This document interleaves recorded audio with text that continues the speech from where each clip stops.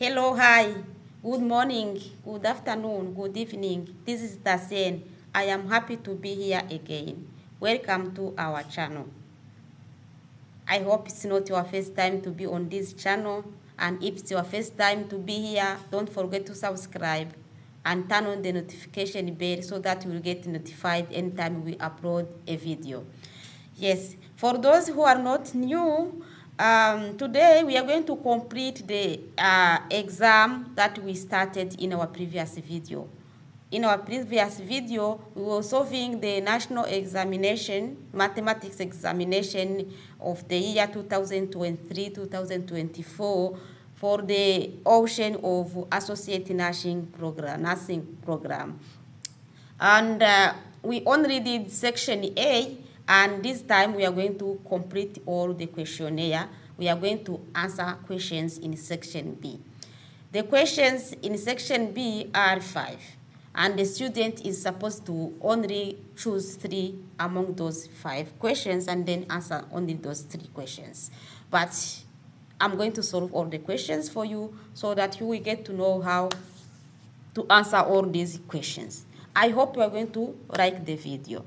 If you like the video, don't forget to click like and to share the video to your friends and colleagues. So let's start with the first equation in section number B. First equation, it is question number 16. And it says, solve the equation sine x plus sine of 5x equal to sine of 3x. And we have to solve for x which is greater than or equal to 0 but less than or equal to 100 degrees. This is a trigonometric equation, and how do we solve this kind of trigonometric equation? So let's go ahead and start solving it. What do we have? I need some tools.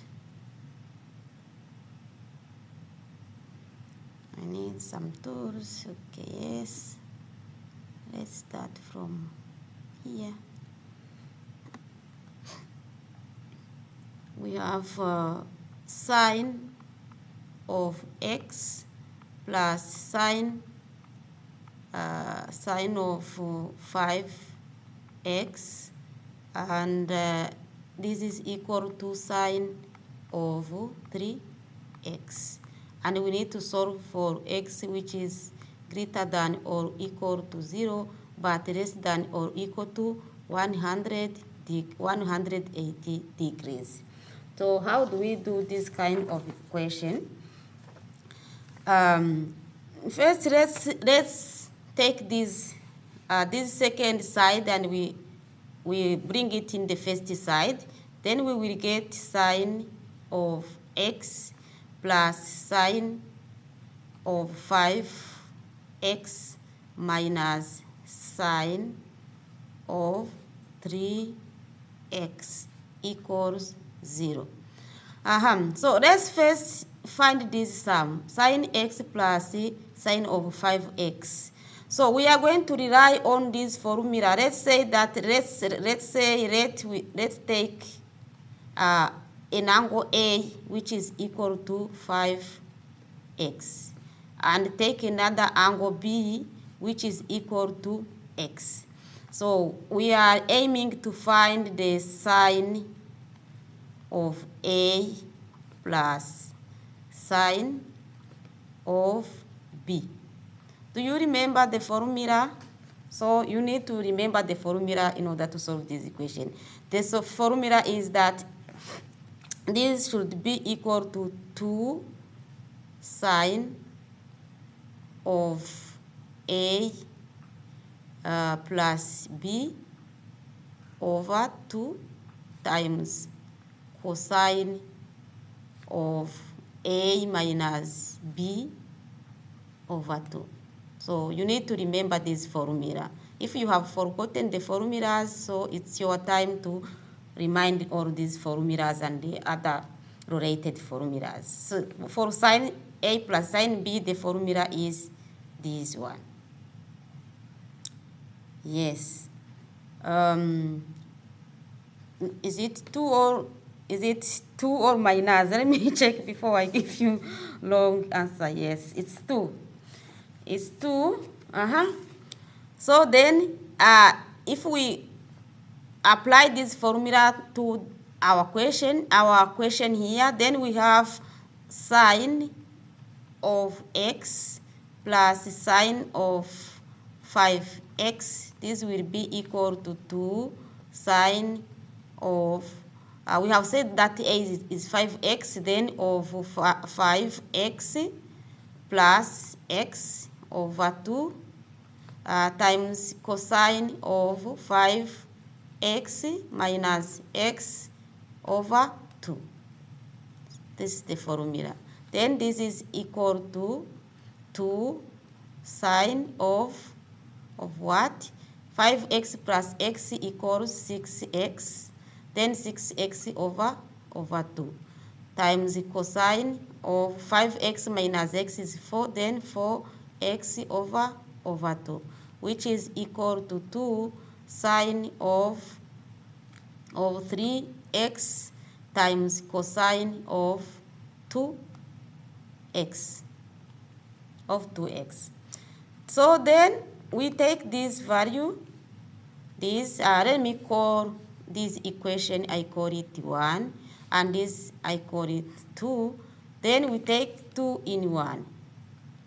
Let's take 2 in 1. 2 in 1, what do we get? If we take 2 and replace of 2, the value of 2 into equation 1, what do we get? We will get sine of x plus sine of 5x is now 2 sine of 3x times cosine of 2x, and then minus 3, sorry, not 3, minus 3, oops. Yeah. Yes, then minus sine of 3x equal 0. This is the equation that we get. So you can see that we have a common factor, which is 3 sine 3x sine 3x. So then this equation can be written as sine of 3x times 2 cosine of 2x minus 1 equals to 0. So this equation will be equal to 0 either if this factor is equal to 0 or if this factor is equal to 0. So we have two cases, two possible cases. So what do we have? We have that either sine of 3x is equal to 0 or 2 cosine of 2x minus 1 equals to 0. So for this first equation, when does a sine of a given angle is equal to 0 on a trigonometric cycle? Do you remember the trigonometric cycle? I can again show you this trigonometric cycle. I still have it with me here. So here is our trigonometric cycle. If you can see, we can have the sine equal to 0 either at this point here or at this point. So either at this point or at this point. So what does it mean? It means I close this. This doors come here. Yes. And then goes up there. Okay. Yes. So then it means that we have sine of 3x is equal to 0 if and only if if 3x is equal to 0 degrees plus plus what? Plus a given number k times pi. Times pi. Where k, what is k? Where k is an integer or it belongs to z. Set of integer numbers. So then what do we have? Then what do we have? If then this is the same as x equal to 0 degrees and plus k pi over 3. If 3x is equal to 0 degrees plus k pi, then x will be 0 over 3, which is 0, then plus k p over 3. Yeah. And remember that our question says that x should be between 0 and 180. So if k is equal to 0, what do we get? If k is equal to 0, if k is equal to 0, we will get x equal to 0 degrees. Right? Yes. And if k is equal to 1, what do we get? If k is equal to 1, what do we get? We will get x equal to pi over 3. Pi over 3, or how many degrees? This is 60 degrees. Yeah, but we can just write pi over 3, or you can use degrees, whatever you want. Just choose any notification you want, either in radian or in degrees, so it's the same. You can choose whatever. I'm only using k. I'm only using k which are positive because of the settings of our question, which says that the angle should be between 0 and 180. So there is no negative value. So let's take k equal to 2. K equal to 2. If k equal to 2, x will be equal to what? We are here. Then k equal to 2. Then x will be equal to 2 pi over 3. 2 pi over 3. 2 pi over 3. Which angle is that? 2 pi over 3. Which angle is that? Is it in our interval between between 0 and 180? Yes, because this is 120. Is it right? Yes. This is 120 degrees. Yes. And if k is equal to 3, what do we get? We will get x equal to, now this is 3 pi over 3. And 3 and 3 are cancelled to get pi, which is equal to 180 degrees. So no need to check for k equal to 4 because we will get a value which is greater than 180 degrees. So for this first case, sin x equal to 0, we only have these possible values in our interval. X can take one of these possible solutions. So now let's move to this one. This second factor. So for that one, what the value of x satisfy our equation? We have that 2 cosine of 2x minus 1 is equal to 0, which implies that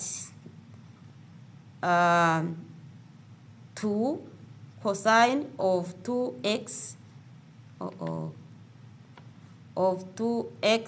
is equal to 1 if and only if cosine of 2x is equal to minus, not minus, 1 over 2. 1 over 2. Yes, all right. So which angle on the trigonometric cycle give cosine is equal to 1 over 2? Which angle? If we look at again on the trigonometric cycle, which angle is that? But you should know it in your mind, because you should, in our previous video, I told you that it's good to have at least a picture of this trigonometric cycle in your mind. Because at this time now, we need this angle, which have its cosine equal to 1 over 2. So it's this angle pi,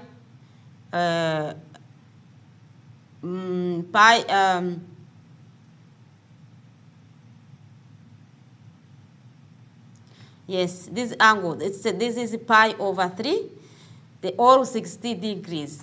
Then let's keep solving our equation. I've been distracted with something, but it's okay.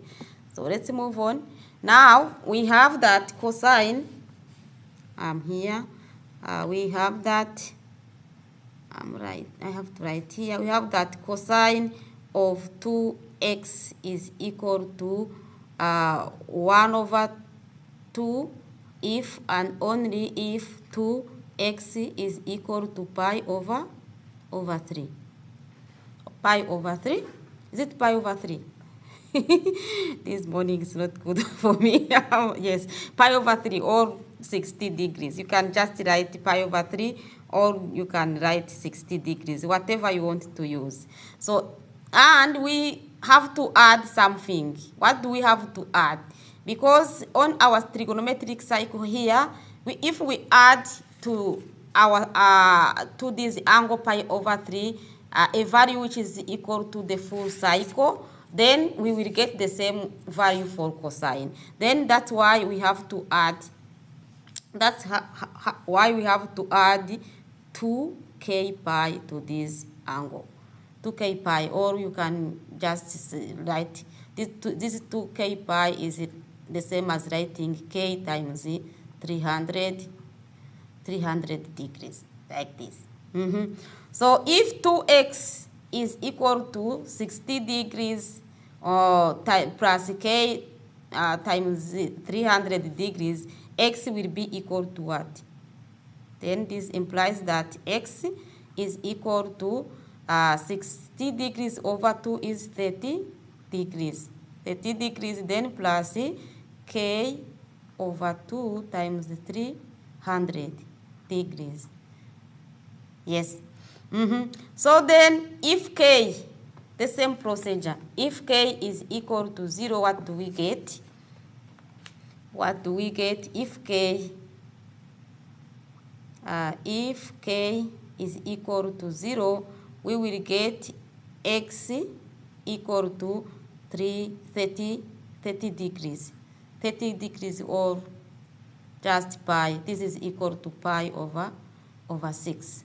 And what if k is equal to 1? If k is equal to 1, x will be equal to, this is 30 degrees, then plus k is 1, then 1 over 2 times 300 degrees. 300 degrees divided by 1 over 2 is how many degrees? This is 160. No, 150. 150 degrees. Then 150 plus 50, this is equal to 180 degrees. So you see, we only have two values, possible values. Because if we take k equal to 2, the value that we will get will be greater than 180. And we were supposed to solve for x, which is in the interval, which is less than 180. So then we don't need k equal to 2 or greater than 2.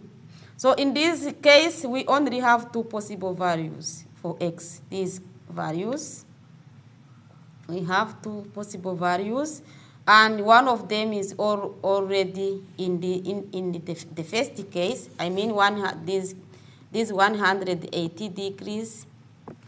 Yes, let me take another color. I take this red color. Yes. So I mean this 180 and this 180 are in both cases. So except this 30 degrees, which is not in the first case. So then we have to combine this second case with the first case here. This case and this case.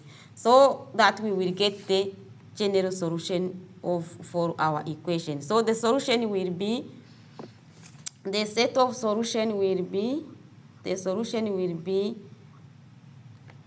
x should belong in which angles do we have?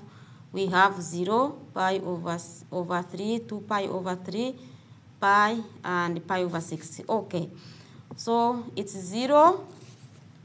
Possible angles are 0, 0, you can write 0 degrees or just 0, and pi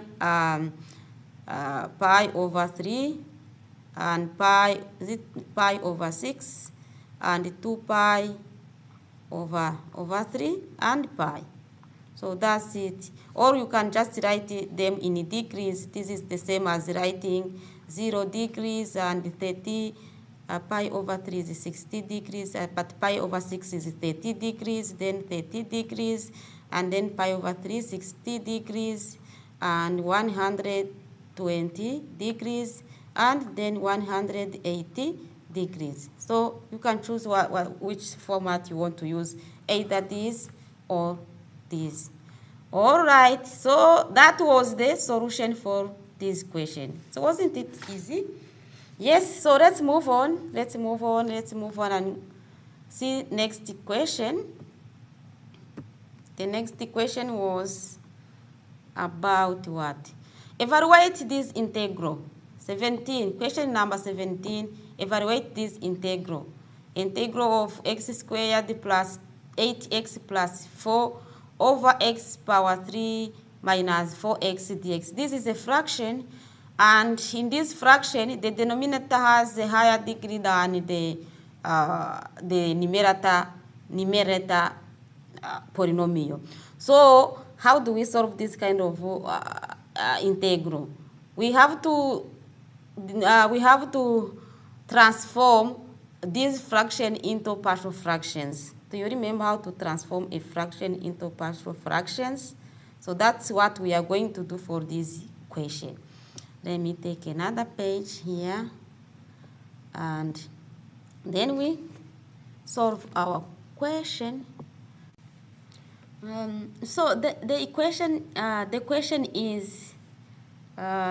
is, let me call it I, integral I equal to integral of x squared minus, is it minus or plus? Yes, plus 8x plus 4 over x to power 3 and minus 4x. See it, 4x. Yes, dx.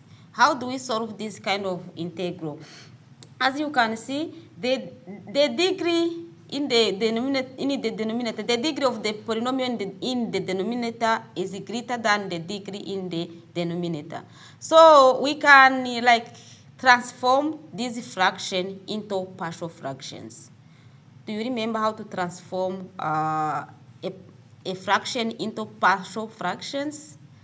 In order to transform a fraction into partial fractions, we need first to factorize the denominator. So this integral is the same as integral of x squared plus 8x plus 4 over, if we factorize this will be x times x power 2 minus 4 dx, which is the same as integral of x power 2 plus 8x plus 4 over x, and x power 2 minus 4 is equal to x minus 2 times x plus 2.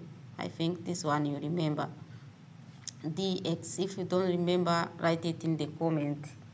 Yes. So after factorizing the denominator, how do we transform this fraction into partial fractions? We need to find what do we need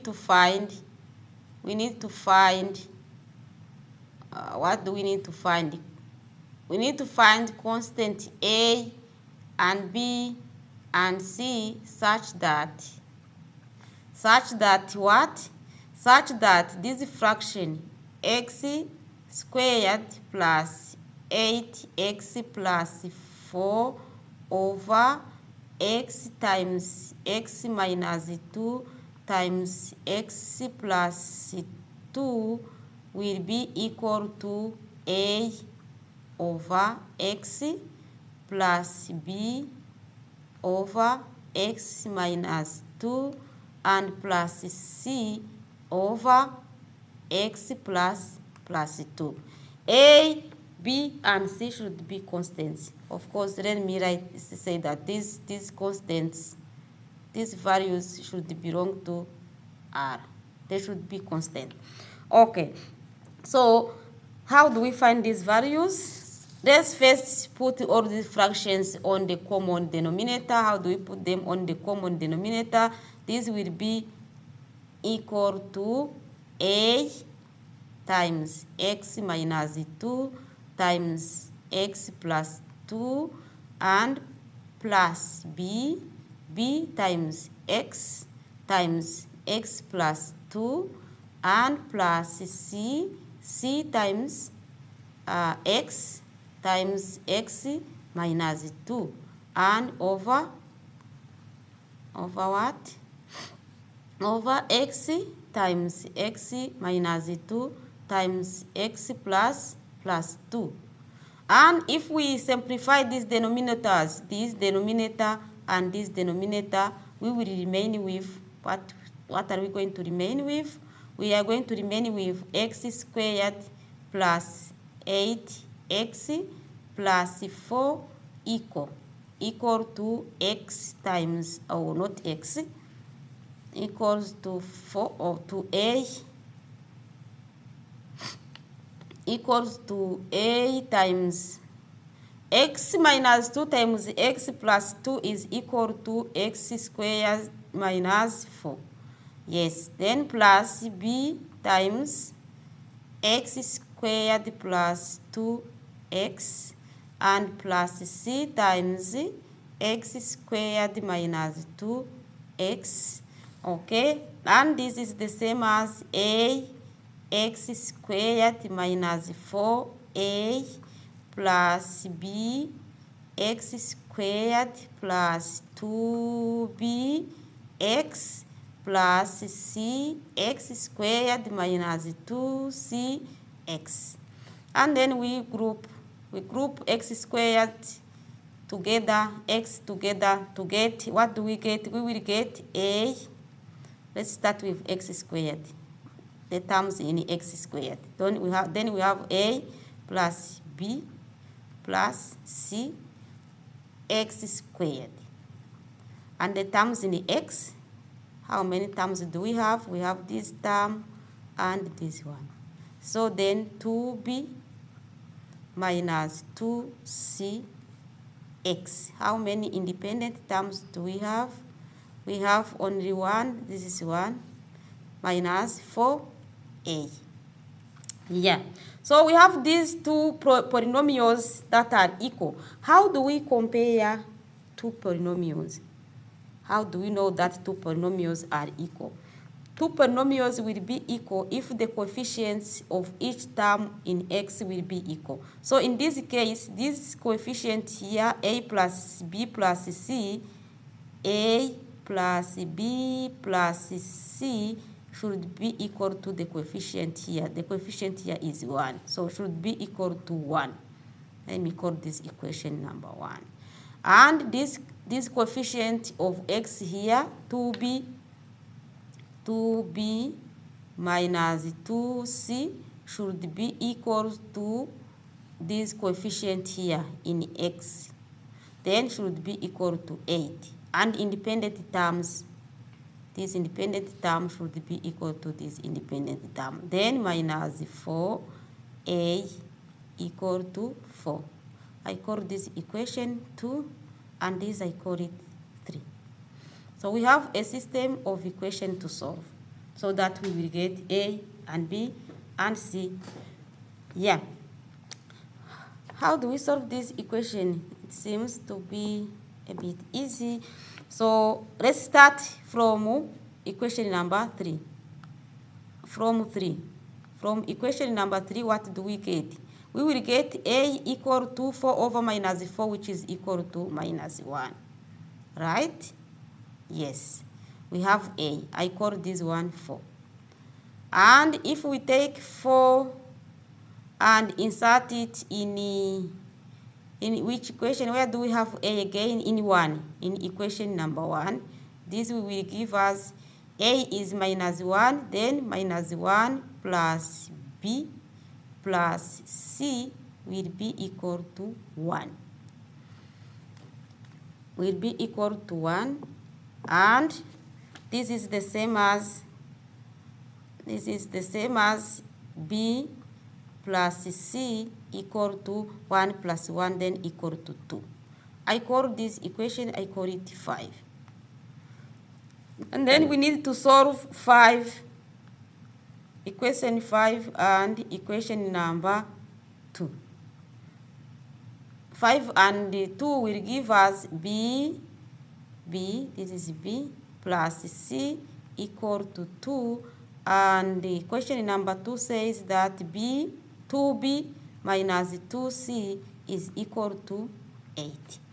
Then we solve this system. To solve this system, there is a different way to solve this system. So I will use whatever, you can use whatever method you want. But I'm going to multiply 2 here. And if I multiply 2 there, what do I get? I will get 2b plus 2c equal to 4. And then here we have 2b minus 2c equal to 8. And we add together these equations. These 2c and 2c minus 2c will be simplified, and we remain with 4b equal to 4 plus 8 equals 12. Then b equal to 12 over 4 equals 3. We get the value of b. b is 3. Then this equation I call it 6. Yes. And we take 6 and we insert it into, I want to insert it into 5. 6 in 5, what do we get? 6 in 5. 6 in 5, we will get b is equal to 3, then 3 plus c will be equal, 5 is here. This is equation number 5. Then I am replacing b by its value, 3. Then 3 plus c equal to 2, which implies that c is equal to 2 minus 3, then minus 1. Okay, then all the values are already obtained. We have a equal minus 1, b equal 3, and c equals minus 1. And we can now go back to our integral I up here. We can go back to this integral I, and we need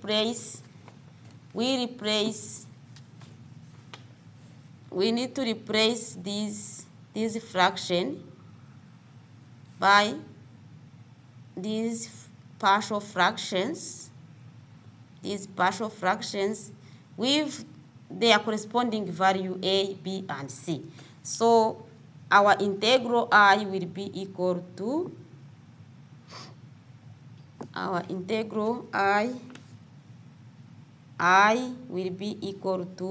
this is integral of a over x. A is minus 1, then minus 1 over x plus b over x minus 2. b is 3, then plus 3 over x minus 2 plus c over x plus 2. c is minus 1, then plus minus 1 over x plus 2 and dx. So we need to solve this integral. How do we do it? The integral of the sum is the sum of integrals. So then we will get a equal to minus 1 times integral of 1 over x dx, and plus 3 integral of 1 over x minus 2 dx. and minus integral of 1 over x plus 2 dx. So how do we integrate this kind of integrals? I think everybody knows, and so this one will be equal to minus ln of absolute value of x, and then plus 3 ln of absolute value of x minus 2, and minus ln of absolute value of x plus 2, and plus a constant. Yeah, this is our I.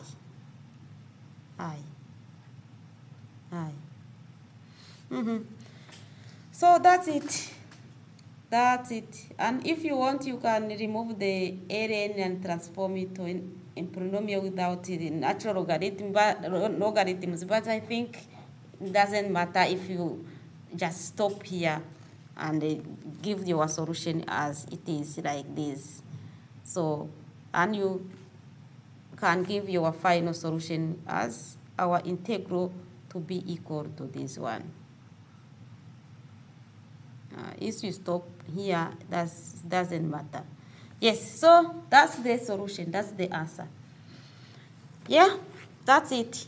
Is there any question? If you have a question, write it in the comment. I will see it and I will answer it. So let's move on to the next question.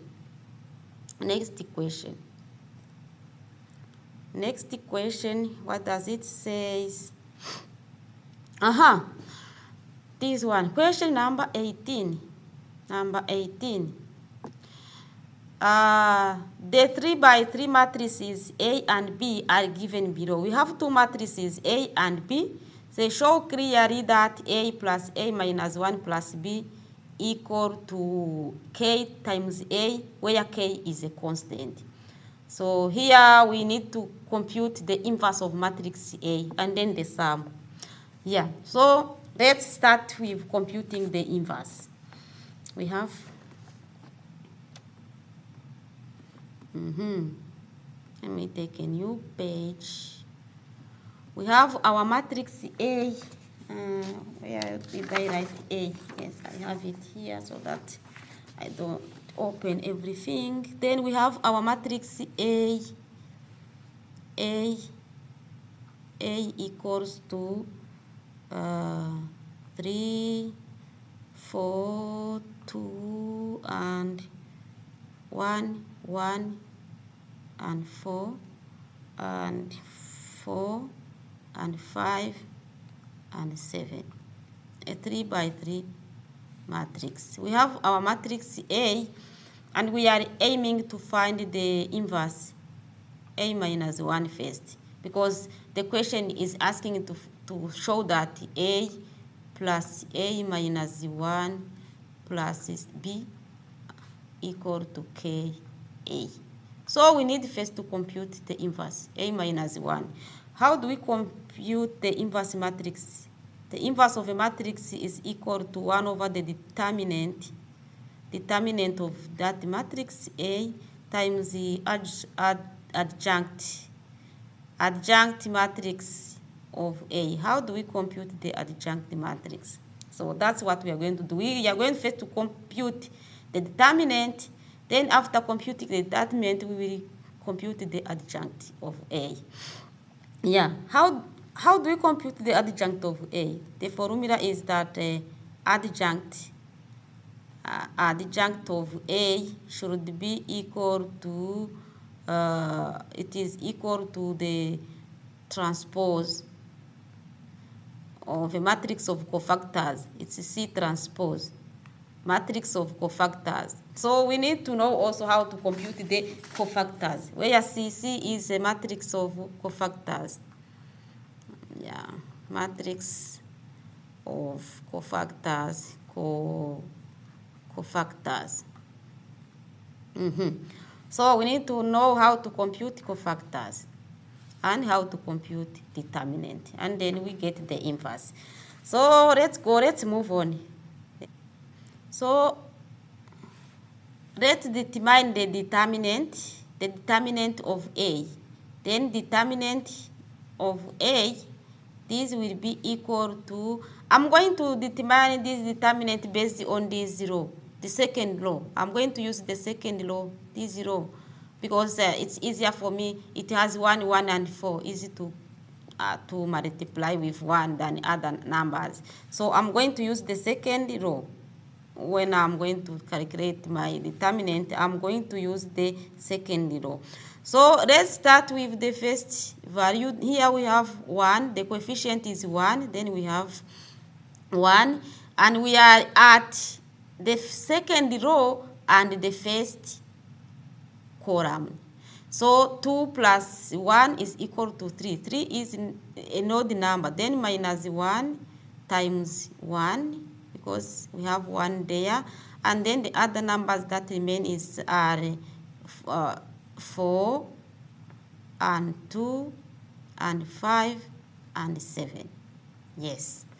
And then we move on to the next number. Wait. Yes.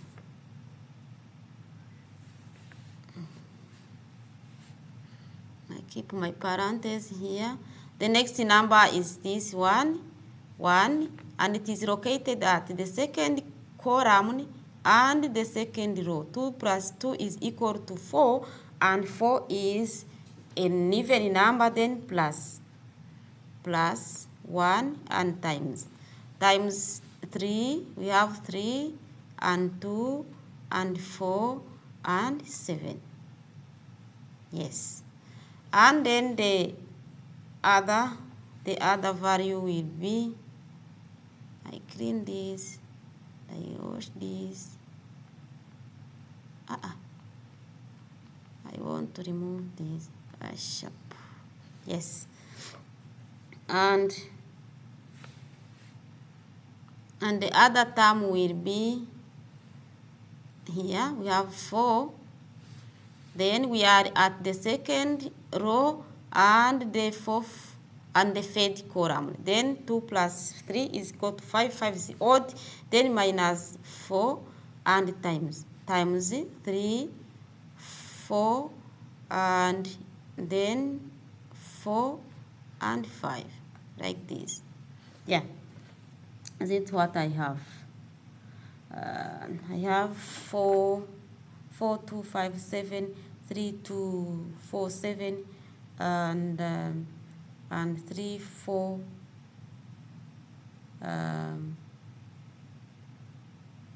3, 4, 4, and 5. Yes, all right. Yeah. So then this will be equal to minus 1 and times what? Times 4 times 7. 4 times 7 is equal to 28. Minus 5 times 2. 5 times 2 is equal to 10. And plus 1 and times 3 times 7 equals to 21. Minus 4 times 2 equals to 8.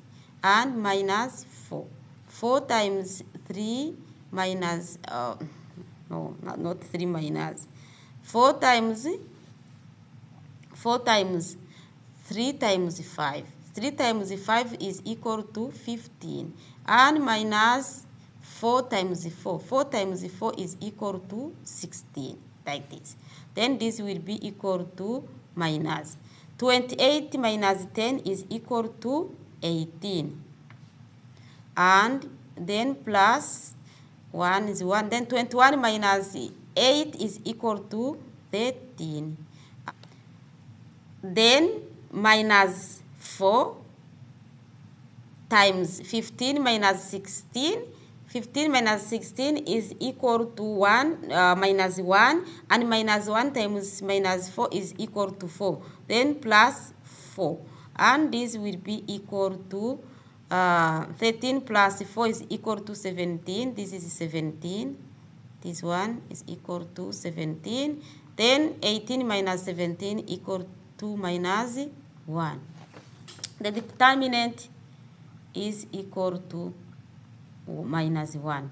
Determinant of A is equal to minus 1. So let's keep it, and then we are going to compute the cofactors. How do we compute the cofactors? It's the same as the way almost the same way we have computing the determinant, except that we will not compute the sum, and we will have to compute all the values for all the elements in our matrix. I clean the lines that I have written on this matrix, yes, and I write it again. We have our matrix A here, we have 1 here and 1 here, yes. And which number do we have here? Is it 7? Yeah, I've deleted our 7 here. So how do we compute the cofactors? We are going to compute the cofactors, and we are going to start with the first element, A11. Let me write here, cofactors. We are going to find the cofactors, and we are going to start with the first element in our matrix. And the first element is 3. So we are going to like forget this column and forget this line. So we will remain with this part. But remember to multiply that, whether you multiply by -1 or 1. So we are at the first column and the first row. So 1 plus 1 is 1. Then even, that's positive. Then A1 will be equal to 1 times the determinant of 1, 4, and 5, and 7. So this will be equal to 1 times 4 is equal to 4, and 4 minus 5 times 4 is equal to 20. Then this will be equal to -16, right? Yes, should be. Oh, but do I have 4 here? I'm making an error. Let me clean it here. Please, sorry, some excuse. Let me write this one word, because we have the numbers here. I mean, these numbers. It's those numbers exactly that you have to write here. So then we have 1, 4, 5, and 7. So this determinant will be 7 times 1 is 7, and minus 5 times 4 is equal to -20. Then this one will be equal to -13. 7 minus 20 is equal to -13. So that's true. Then next, I clean this. Yeah. So then we move on to A12. A12, the cofactor A12. So 1 plus 2 is equal to 3. 3 is odd, then minus 1, and times which determinant, which values do we have? We have 1, 4, is it true? 1, 4, and 4, and 7. Yeah, I'm using this. It's difficult to go up and down again, up and down. It's a bit disturbing me, but we are like removing this column and this column. So we remain with 1, 4, this 1, 4, and 4, and 7. So that's why I have this one here, 1, 4, 7. So then this one will be equal to 7 minus 16, which is equal to minus 9. Is it 9? Yes, minus 9. But we have to multiply by this minus here. Then minus 1. Then this will be equal to plus. Yes, plus 9. It's 9, not minus 9. All right. So let's move on.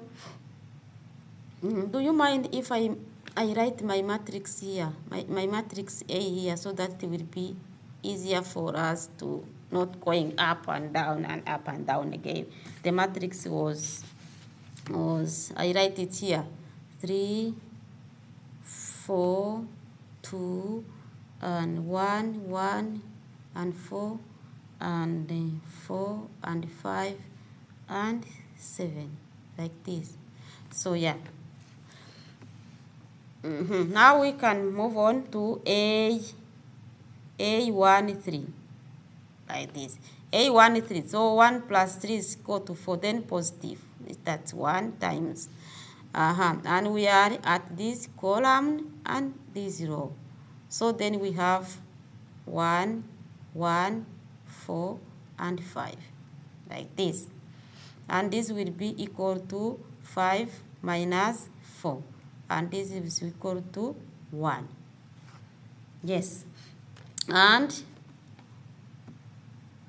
then we move on to the next row. This is going to take me a long time, but yeah. Yes, good. And then we are moving to these tools. Yeah. Then we are going to A21. Second row and second columns. We are here at second row and the first column.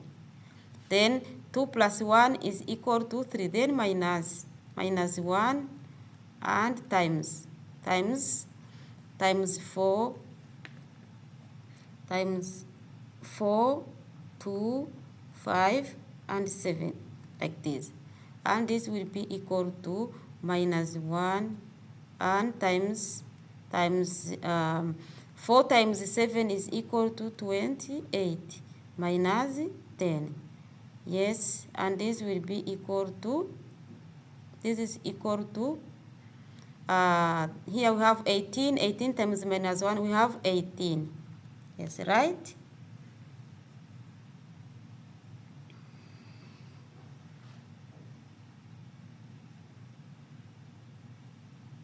Yes, we have,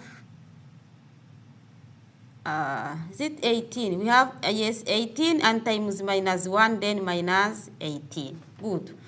Yeah, and let's move on to another cofactor. I clean these lines and these. Please go away. Don't want you. Yes. And then we move on to the other cofactor. We go to A22. A22. The A22 will be equal to 2 plus 2, it's 4. Then we have plus 1 and times. We are at the second row and at the second column. So then we have 3 remaining. We have 3 up there, and we have 2, and we have 4 and 7. And this will be equal to 21 minus 8. 21 minus 8 is equal to 13.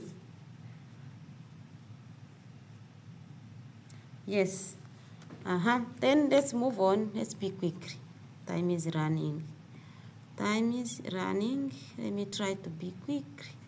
I clean. I need this. Yes. And I clean this and I clean this. Yeah. And let's move on to the next cofactor. The next cofactor will be A2, 3. 2 plus 3 equal to 5. Then 5 is odd. Then minus 1. Minus 1 times. We are at the second row, and at the third column.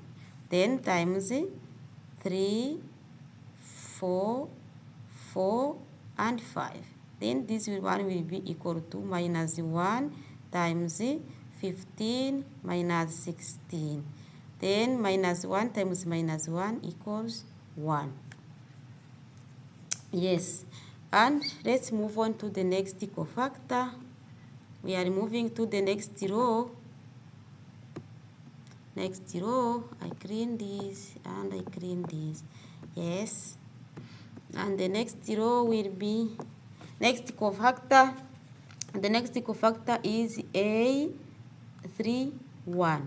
And A31, 3 plus 1 equal to 4. And then plus 1, then times. We are at this row and at this column. So then we have 4 remaining up there, 2, 4, 2, 1, 4. Then this will be equal to 4 times 4 is 16. 16 minus 2 equals 14. Yes. And let's move on. Let's move on, but I don't want to go up. Yes, then I clean those lines. I clean this and this. Yes. And now we are going to compute the cofactor A32. Then 3 plus 2 is 5 minus 1. Then times which numbers do we have there? We are at this third row. We are at this row and at the second column. So then we have, in here we have 3, this is 3, and 2, and 1, and 4. So this one will be equal to minus 1 times 12 minus 2. 12 minus 2 is equal to 10. 10 times minus 1 equal to minus 10. Yeah. And then the last cofactor. The last cofactor will be a cofactor that, I take a pen, and a cofactor at this row and at this column. So this will be A33, then positive 1 times, we will have there 3 and 4 and 1 and 1. Then this one will be equal to 3 minus 4 equals minus 1. Yes. So we have all the cofactors. Since we have all the cofactors now we can write our matrix of cofactors. Where do I write it? Yes, I write it down here. C, the matrix C. C, our C. The matrix C, a matrix of cofactors. It's A11 and A11 here. So we are going to replace all these values by its values. So we are going to take these values and then we write it in this matrix. A11 is equal to minus 13. Yes. And A12 is equal to 9. A13 is equal to 1. A21 is equal to minus 18. A22 is equal to 13. A23 is equal to 1. A31 is equal to 14. A32 is equal to minus 10. A33 is equal to minus 1. This is the matrix of cofactors. And what else do we need? We need its transpose. We need to compute the adjunct matrix. Adjunct matrix of A. Adjunct matrix of A then is equal to C transpose. How do we transpose a matrix? You remember in section A, there was a question that was asking about a transpose matrix. So I hope that you remember what is a transpose matrix. If you didn't watch our first video, I recommend to go and watch it. Then you will know what is a transpose matrix. So the transpose of our matrix C will be equal to minus 13, minus 18, and 14. Yes. And then 9 and 13 and minus 10, and then 1, 1 minus 1. This is the adjunct matrix. And then we compute the inverse. The inverse of our matrix, A minus 1. Then A power minus 1 equal to 1 over determinant of A times the adjunct matrix of A. So then it is equal to 1 over determinant. Our determinant was equal to minus 1. So it is equal to minus adjunct matrix, minus adjunct of A. And minus adjunct of A is equal to what? We take each and every element in the matrix of our adjunct matrix and we multiply it by minus 1. Then this will be equal to 13 and 18 and 14 and 9 and 13 and 10. Oh no, this is not 9. This is minus 9 and this is minus 13. Yes, and this is minus 14. Of course, I'm multiplying by minus 1 each and every element. Then here we have minus 1 and minus 1 and 1. This is the inverse matrix. We have already found the inverse matrix. Let me see if it's the same value that I got when I was computing it before. Ta-da! There's the inverse matrix. Yes, that's the inverse matrix. Then since we have the inverse matrix, we can go ahead and solve our problem. The problem was to compute A plus A minus 1 and plus B. How do we do it? Just add this addition of matrices. We have our matrix A. I write it down here. Our matrix A was 3, 4, 2, 1, 1, 4, and 4, and 5, and 7. This is A. This is A, and plus A minus 1. A power minus 1 is equal to 13, 18, minus 14, and minus 9, and minus 13, and 10, and minus 1, minus 1, and 1. And the matrix B. Do I have a matrix B somewhere? Let me see our matrix B. Did I write it somewhere on the paper? Because otherwise you just check it on the on the questionnaire here. But I have written it down so that I will use it here. The matrix B, this one, B, here. Okay. So let's go back here.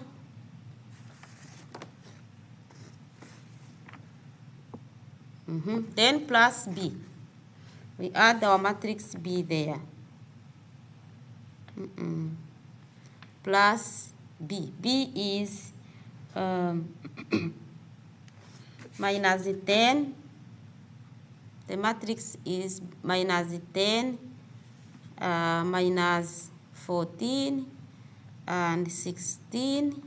Yes, and 10. Yes, and 14. This is 14, not 19. Just I write it well so that you don't get confused. 14 and minus 6. And what we have here, we have 5 and 6 and 6. So then we calculate this sum. What do we get? At the first element, we have 3 plus we have this. Don't confuse me. This is 4. Yes. So we have 3 plus 13. This is 16. 16 minus 10. This is equal to 6. Yes, 6, right? Yes, so we have 6. And then next we have 4 and plus 18. This is 22. 22 minus 14 is equal to 8. Right? Yes. And then 2 minus 14 is equal to minus 12. Minus 12 plus 16 is equal to 4. Yes. And then 1 minus 9 is equal minus 8. Minus 8 plus 1 is plus 10, sorry, is equal to 2. And then 1 minus 13 it's equal to minus 12. Minus 12 plus 14 equals 2. And then 4 plus 10, this is 14. 14 minus 6 equals to 8. Yes. And 4 minus 1, that's 3. And then 3 plus 5, that's equal to 8. And then 5 minus 1, that's 4. 4 plus 6, this is equal to 10. Then 7 plus 1, that's 8. 8 plus 6, that's equal to 14. So this is the sum. This is the sum. Yes. So if you can see these numbers in our sum, we have all these numbers. Oh, what have I written? Did I write for 18 here? This is not 18. The last number is 14, not 18. We have said 14, not 18. Yeah, this is 14. Yes. So all these elements can be divided by 2. So this is equal to 2 times 6 times divide 6 over 2 is equal to 3. 8 over 2 is equal to 4. 4 over 2 is equal to 2. And 2 over 2 is equal to 1. 2 over 2 equal to 1. 8 over 2 equal to 4. 8 over 2 equal to 4. And 10 over 2 equal to 5. And 14 over 2 equal to 7. So can't you see that this matrix is exactly the matrix A that we have here, that we have in here? So it's the same matrix. So this is equal to 2 times A. This is equal to K times A with K equal to 2. So that's what we were asked to show. So that was it. That was it. K is equal to 2.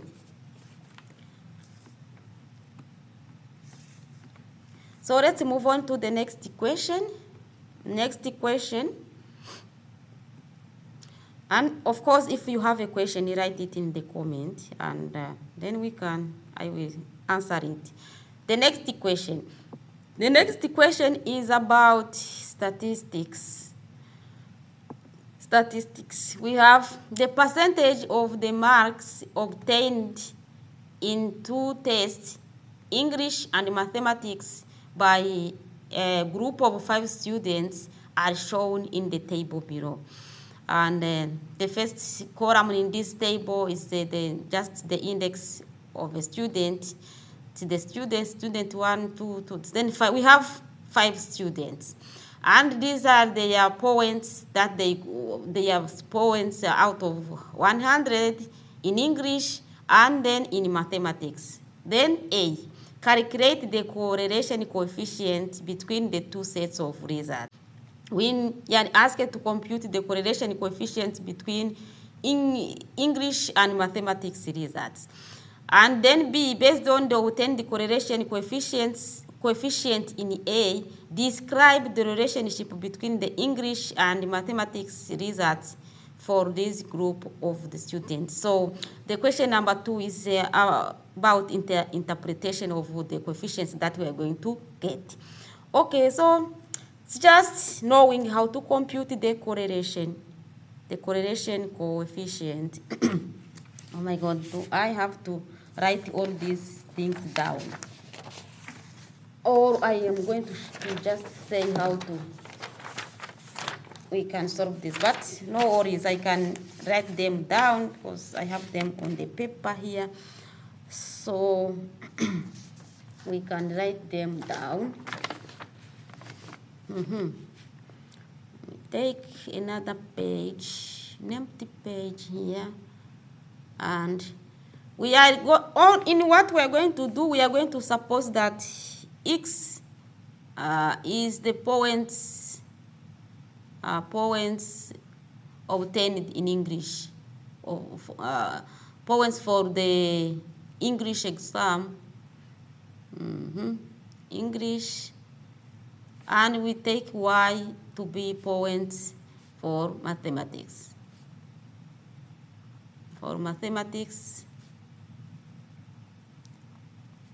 So we have two variables, and we are asked to find the correlation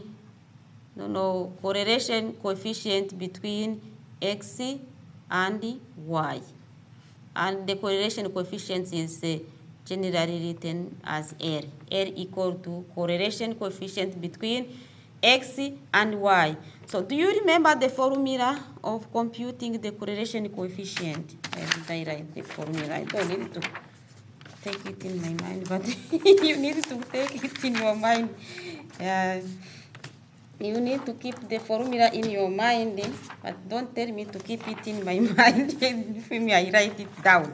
We have the formula. I write the formula down. There is two ways to compute this, and I show you the first. I will use the first way that I prefer. So the coefficient is correlation coefficient is equal to the sum I from 1 up to n of xi's minus x bar being the mean, and times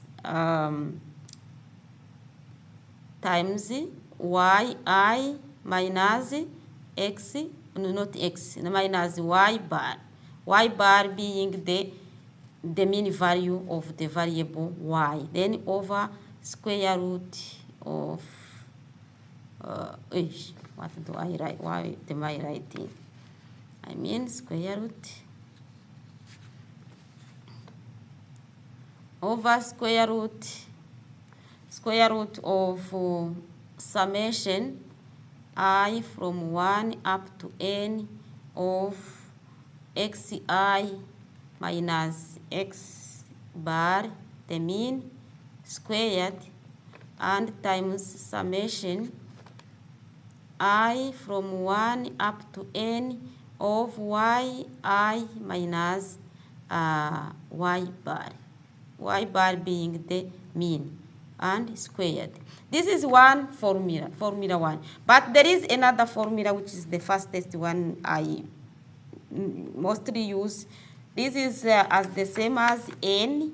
It's the number of elements, observations that we have. N, then n summation I from 1 up to n of xi times yi, and minus summation I from 1 up to n of xi times summation I from 1 up to n of yi, and over this divided by square root by these tools.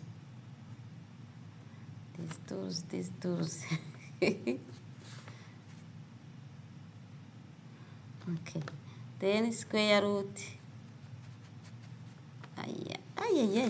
sorry, I want to write the square root, not that line. Then square root, like this. Yes, square root of n times summation I from 1 up to n of xi squared and minus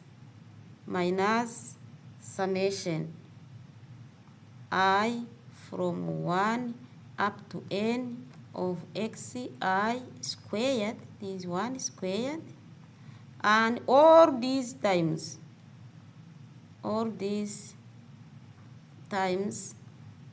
n times summation I equal to 1 up to n of yi squared and minus summation I from 1 up to n of yi and this squared, like this.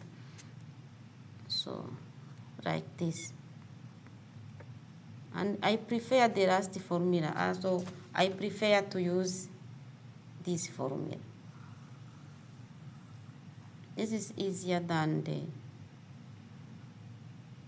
the first one, because it's easier to compute those values.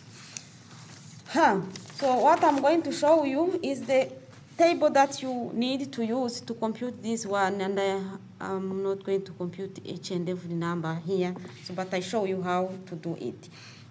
So we need, what do we need? We need first x. We need x, our variable x. This is the first thing that we need. We need our variable y. Yes, in your table, you include also x times y, xy. You include there x squared. Yes. And you include there y squared. Only. This is what we need to compute the correlation coefficient. Yes. We need a table of this form. And down here, let me maybe write the numbers that we have. We have 85 and 85. No, the first number is 95. 95 and 80. Yes. The first number is 95 and the other one is 85. The next one is 80 and the next one is 70 and the next one is 60. And for the other one, we have how many? 1, 2, 3, 4, 5. So immediately you will have to write that n is equal to 5. Keep it in your mind. We have n observations, n 5 observations, 5 students. And y is 85 and 95 and 70 and 65 and 70.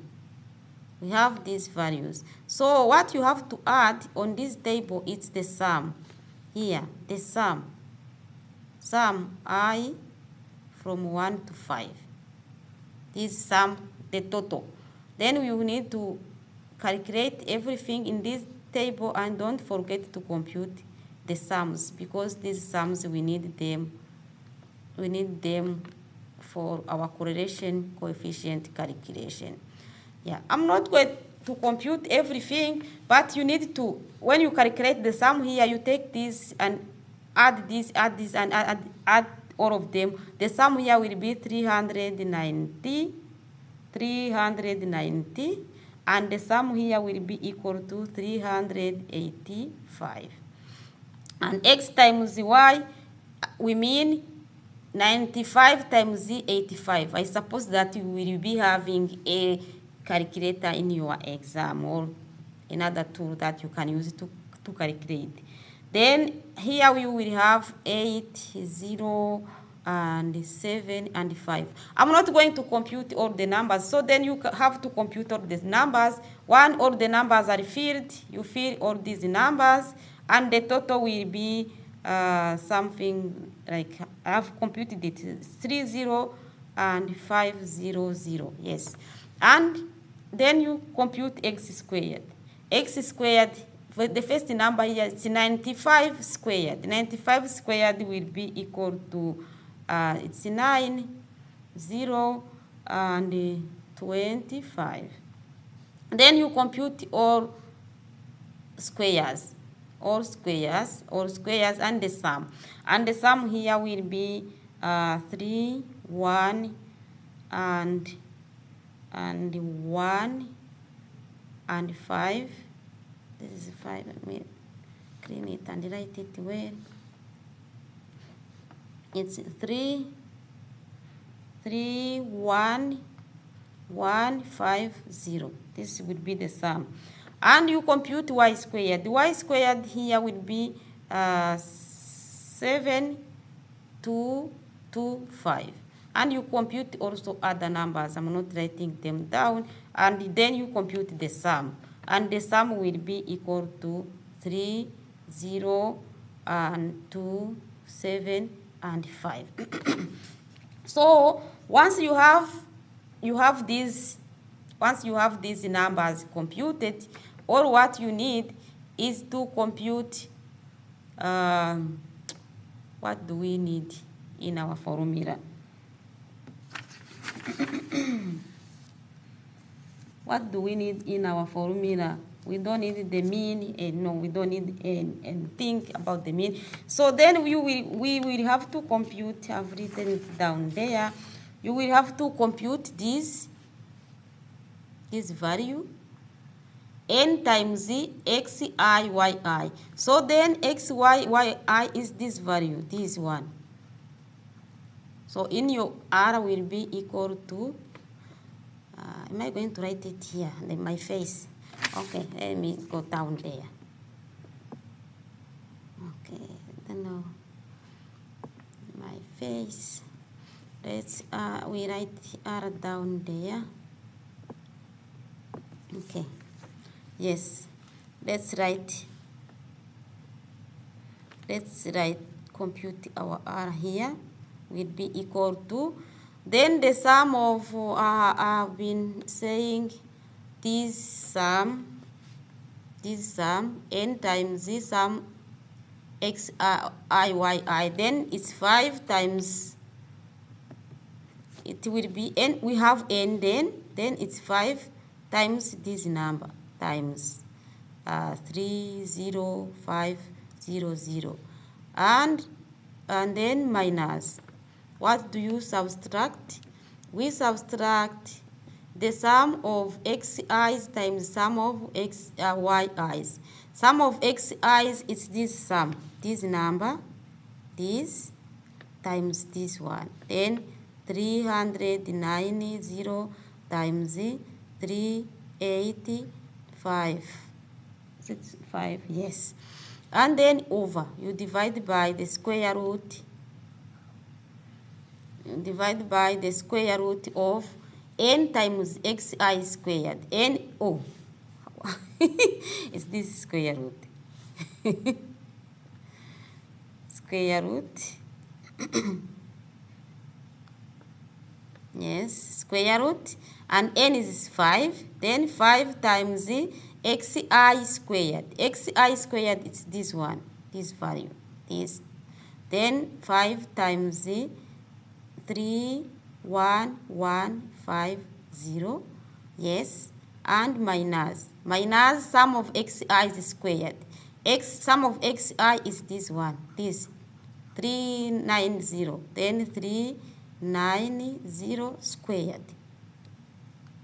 You compute this difference and then times n is 5, and times sum of yi squared. Yi squared is this one, this value, this. Then 5 times 302 7, 5, and minus and minus y, sum of yi is squared, then y, sum of yi is it's this one, this value, then 3, 8, 5 squared, this. And with your computer, then you compute and you get your correlation coefficient. For this question, I have already computed it. When you have done all your calculations well, you will get R equal to 0.6 and 5, and which other numbers? What 6 and 5 and what? 65. Do I remember which number did I get? Let me check. I have computed it somewhere here. 69505. Yes, 69505 something.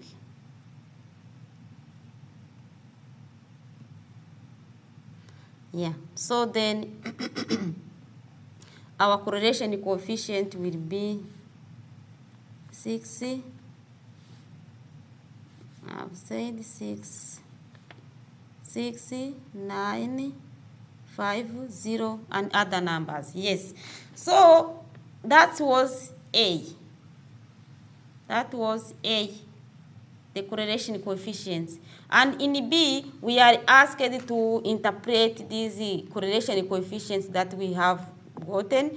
And you know, let me try to reason you. We have B.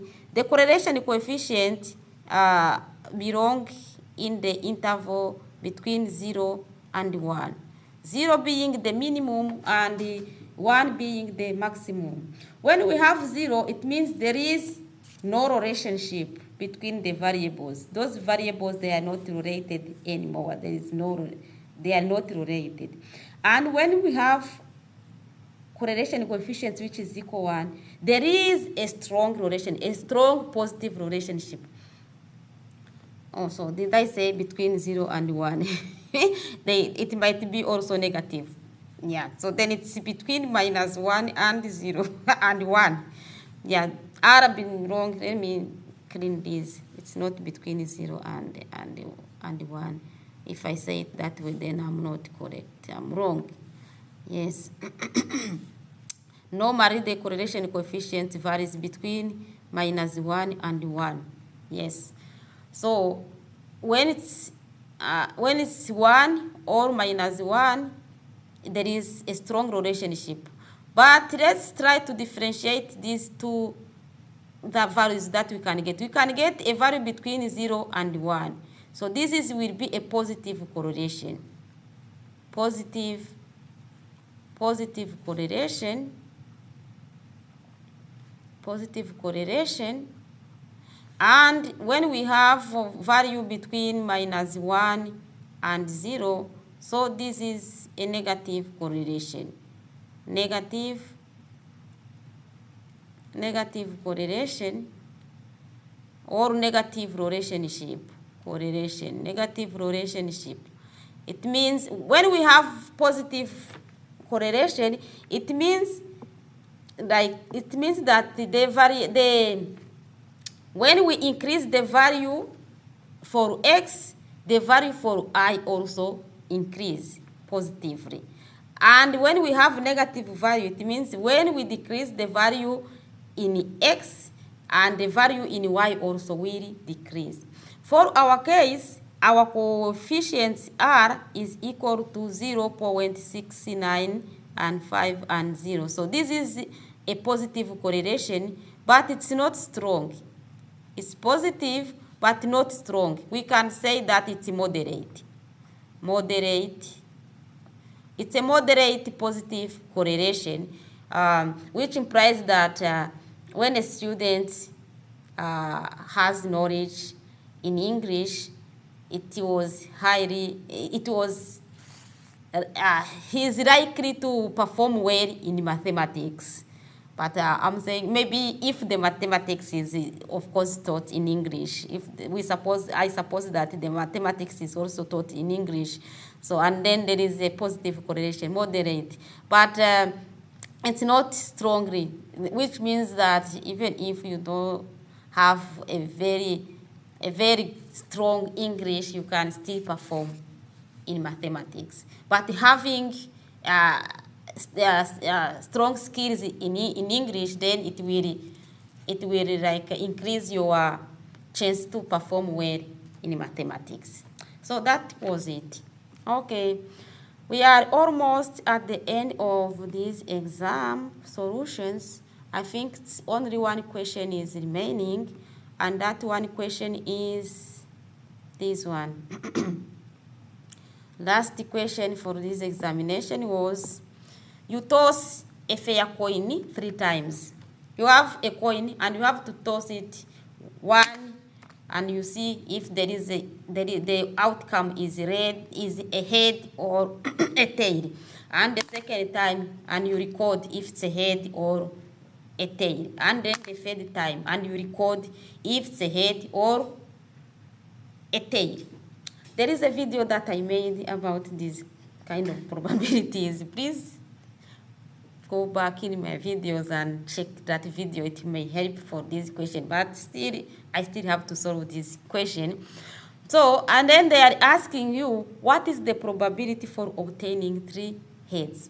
When we are calculating these probabilities, we need to know first the set of all possible outcomes. How many possible outcomes, and what are those outcomes? For this case, because for each toss there is 2 possibilities, either getting a head or a tail. So, and they have the same equal chance of getting a head or a tail. And we are tossing 3 times. So, how many outcomes are possible? In this case, the number of outcomes, let me write somewhere here. The number of outcomes in this case will be number of possible outcomes. Where am I going to type? I'm going to type here.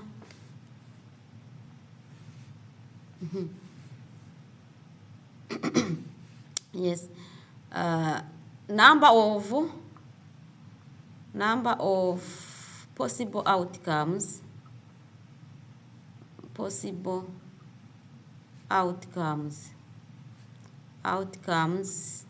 for this case will be equal to 2 power 3, because we have two possibilities, head or tail, and we are tossing 3 times. It's permutation. So then 2 power 3, then this is equal to 80. There is 80 possibilities, and you can use the probability tree to see those possible outcomes. And since there are 8, we have 1, 2, and 3, 4, and 4, 5, 5, 6, and then 6, 8. And then I don't know if you know how to construct this probability tree like this, and then like this. We have this kind of tree. Then we may have either head, and head. Then this outcome will be head for the first toss, the second toss, and the third toss. Or we may have head, and tail. Then head, and tail. Or we may have head for the first toss, tail for the second toss, and head for the third toss. Then in this case you have head, tail, and head. Or then you may have tail for the third toss. Then head, tail, and tail. Or you may get a tail for the first toss, a head, and a tail. Then tail, head. Oh, this is not a tail, this is also a head. Then head. Or you may get tail here. Then this will be tail, head, and tail. Then you may get a tail here and a head here. Then this will be tail, and head. And then you may get a tail also here. Then this will be tail, no head. So you see that the set of probability space, the set of all possible outcomes. It's 8 outcomes: H, H, H, and H, H, T, and head, head, tail, and head, and then head, tail, and tail, and tail, head, head, and are you going to see it in my face? Then, and I am at this, then, and T, H, T, H, and where am I? T, H, and T, and then T, T, T, T, H, and then T, T, T. We have this probability space: 1, 2, 3, 4, 5, 6, 7, 8. 8 possible outcomes. And then, since we already know the possible outcomes, we can now be able to answer the asked questions. How do we answer the asked question? What is the questions? The first question says, what is the probability of obtaining 3 heads? What is the probability of obtaining 3 heads? So you need to know which outcomes that has 3 heads. 3 heads. In this probability 3, you can read it easily. Where do we have 3 heads? Where do we have three heads? It's only on this outcome. Among the 8 outcomes, there is only 1 outcome. So A, the probability of getting 3 heads,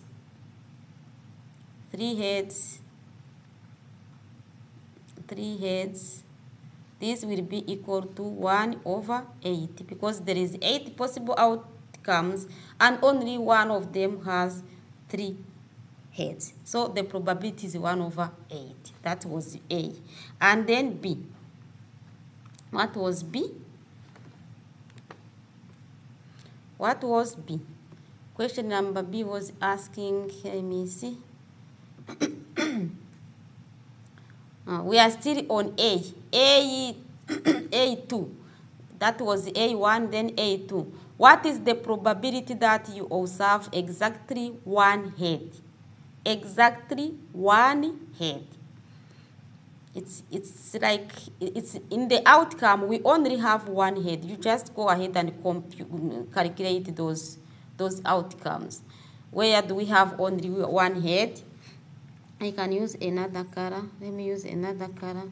Let me use red one. Yes. And where do we have 1 head? It's here. Here we have only 1 head. And in here we also have 1 head. Is there another place?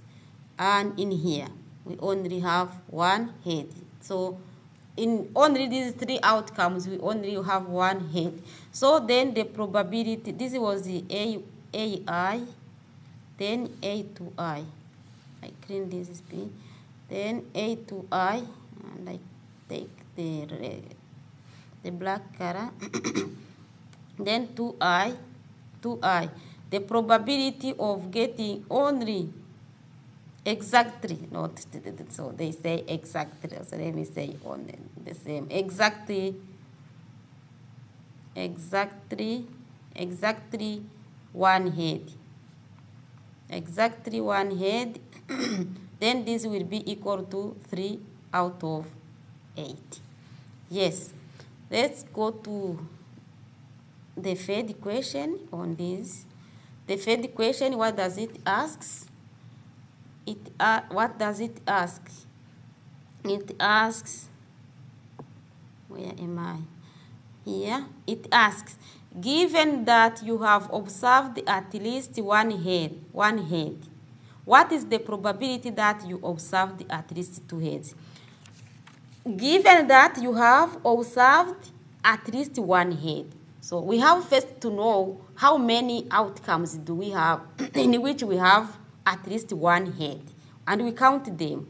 So let's go back to our probability 3 here. and here, yes, and I want to clean this red and this, yes, and then I take another color, maybe the green one, yes. So I want to count outcomes where I have at least one head. So those outcomes will be this and this and this and this and this. We have a head there, and this and this. So only in this outcome, the last outcome, sorry, only in this outcome we don't have a head, but in the other ones we have a head. So we have 7 outcomes in which we have a head. That's one thing that we needed to know.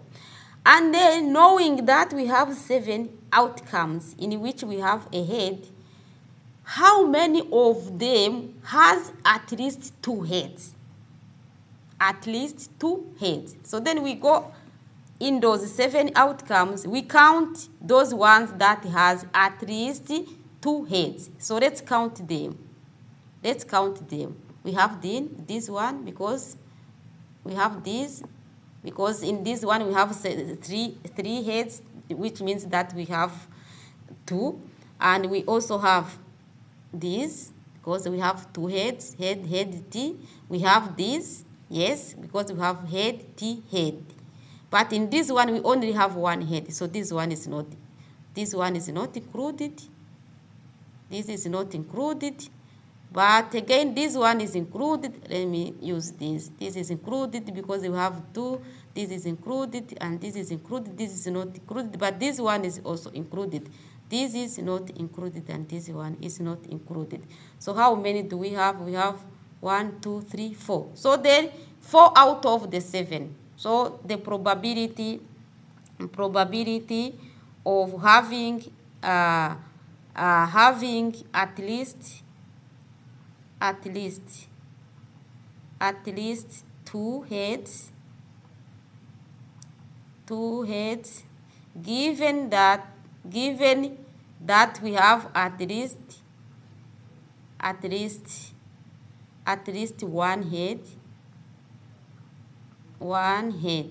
So this probability will be equal to 4, not 3, 4. This probability will be equal to 4 out of 7. So that was it. Once you know the probability space, then it will be easier for you to compute the remaining probabilities. So let's move on. The next equation was, so then question number B. What is the probability of selecting 2 black cards from the deck of 52 cards?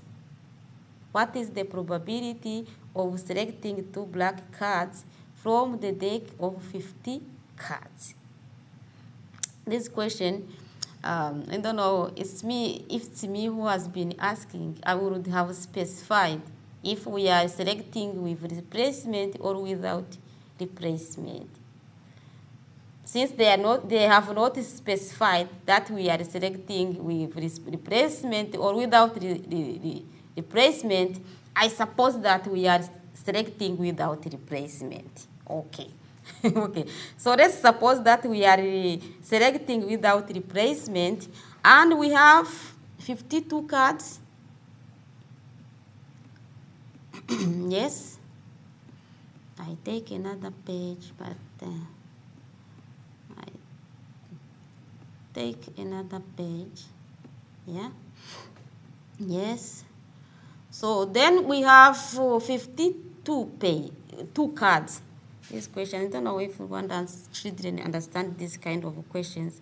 Do they all play cards games? I don't know. Why don't you ask them the games that they normally play? So that's all children in Rwanda play cards. I don't know. I'm not sure, but let's do it. So the cards, we have 52 cards. We have 52 cards, and among these cards, normally we have 26 black cards,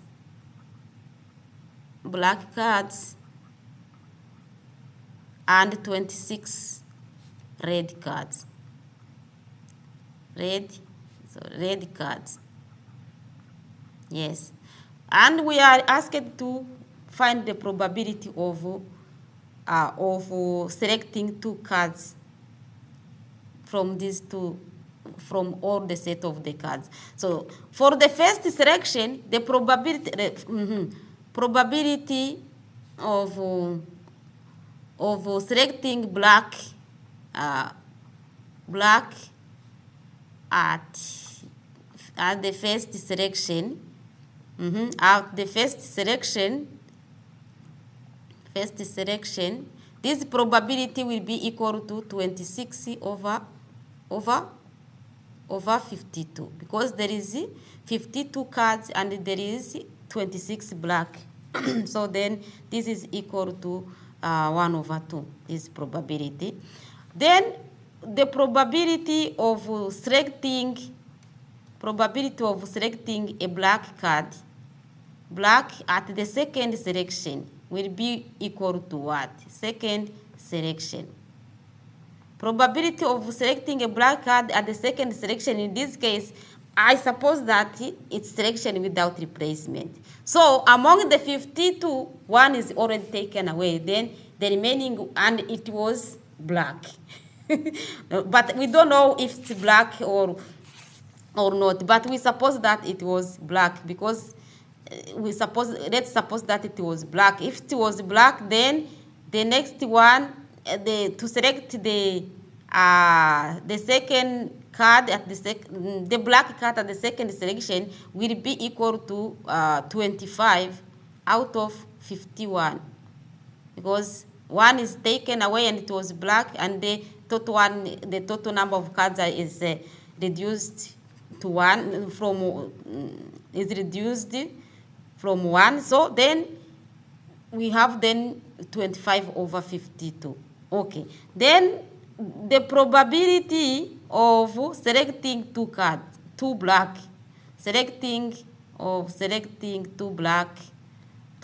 card in this case will be equal to the product of the two. Then it will be 1 over 2 times 25 over 51. So this one will be equal to 25 over 102. So in my understanding, I would love to answer this question this way, because they have not specified if it's selecting with replacement or without replacement. But if you have another way to solve this question, so write it in the comment and let me know if you have another suggestion.